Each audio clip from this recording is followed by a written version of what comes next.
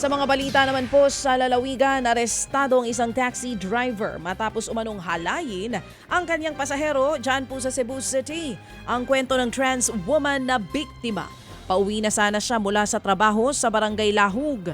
Pero pagsakay nito sa harapan ng taxi, hinimasimas daw ng tsuper ang katawan ng biktima. Dinala raw siya sa tahimik na lugar at doon pinilit na makipagtalik.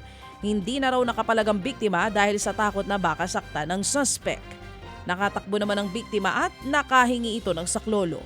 Agad na inaresto ang suspect matapos harangin ng mga taga-barangay. Todo tanggi naman ang suspect sa akusasyon.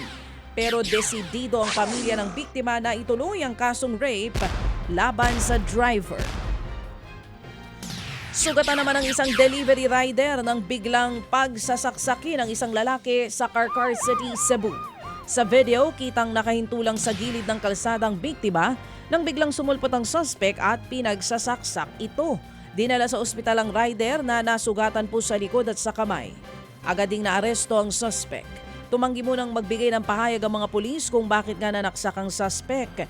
Pero ayon sa isang residente, dati nang inireklamong suspect dahil din sa pananaksak at sa paggamit ng iligal na droga.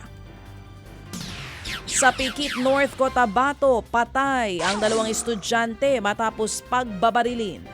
Duguan at nakahandusay ang isa habang nakalublob naman sa palayan ng isa ng madatna ng mga otoridad.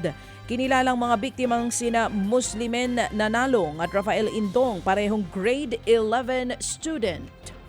Base po sa investigasyon, papasok sana ng eskwelahan ang dalawang lalaki ng tambangan ng riding in tandem. Agad namang tumakas sa mga salarin at patuloy na tinutugis pa rin ng mga pulis hanggang sa ngayon. Iniimbestigahan na kung ano ang motibo sa krimen.